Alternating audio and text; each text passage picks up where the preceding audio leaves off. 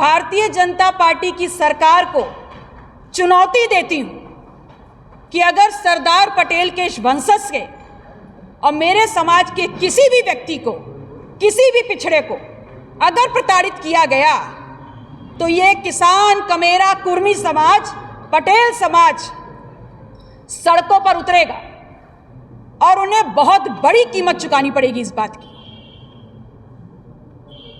और मैं आह्वान करना चाहूंगी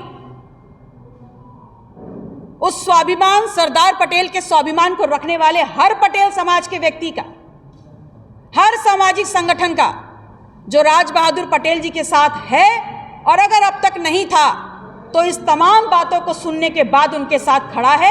हम शांत नहीं बैठेंगे। देखिए, प्राविधिक शिक्षा विभाग में जो घोटाला हुआ है उसमें नियमबद्ध तरीके से एक लिस्ट डिक्लेयर करी गई है, और जिसकी वजह से हो ये रहा है कि सरकारी जो कोष है उसमें वित्तीय अनियमितताएं इस प्रकार हो गई है कि वो पैसा हमारा है और उसकी चोरी हो रही है। तो हमारी सिर्फ एक छोटी सी मांग है, हमें न्याय चाहिए।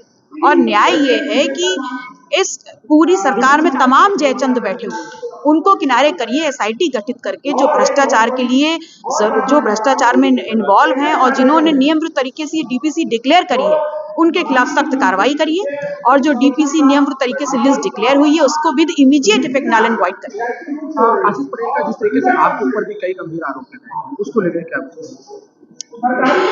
देखिए, आपने देखा होगा एक पालतू कुत्ता देखा होगा ना, अपनी सड़कों पे चलता है, तो जब आप उसको हुश कर देंगे वो चुप हो जाता है, कूकू करता है। तो वैसे ही ये तमाम चीजें हैं, और संस्कार अब याद आ रहे हैं जब आप इस सदन में निर्वाचित एक महिला विधायक के खिलाफ आइटम जैसे शब्दों का प्रयोग कर रहे हैं और आपके बगल में बैठे लोग उस पे आपकी पीठ थपथपाने का काम कर रहे हैं, तब संस्कार कहाँ चले गए? और ये असल चाल, चरित्र और चेहरा है भारतीय जनता पार्टी का कि वो महिलाओं के लिए क्या सोचते हैं।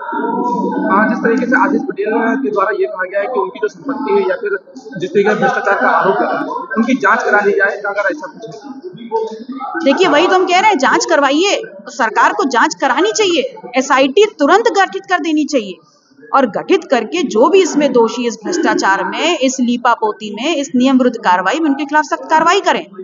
लेकिन उसकी जांच नहीं करवा रहे, उस पर तो सब चुप्पी साधे हुए हैं। बल्कि एक पटेल समाज के व्यक्ति को जिसने सच्चाई और ईमानदारी से इस भ्रष्टाचार के खिलाफ अपनी आवाज बुलंद करी, नियम के तरीके से काम करना चाहता था, उसकी प्रताड़ना पे आप सब जुट गए। जिस तरीके से उन्होंने एक आरोप ये भी लगाया है सरकार के ही बासिंदों पर, यानी कि एसटीएफ के ऊपर, कि उनके ऊपर जो लगाया गया है उनकी हत्या कराई जाती है, ऐसे भी कई गंभीर आरोप लगे थे, उनको किस तरीके से? देखिए, एसटीएफ बहुत अभिन्न अंग होता है किसी भी सरकार का, and I seriously believe that every criminal he और शी कैन बी, उनको बहुत ज्यादा डरना चाहिए एसटीएफ से, और उनकी आत्मा में, उनकी सोच में डर होना चाहिए एसटीएफ, कोई भी अपराधी।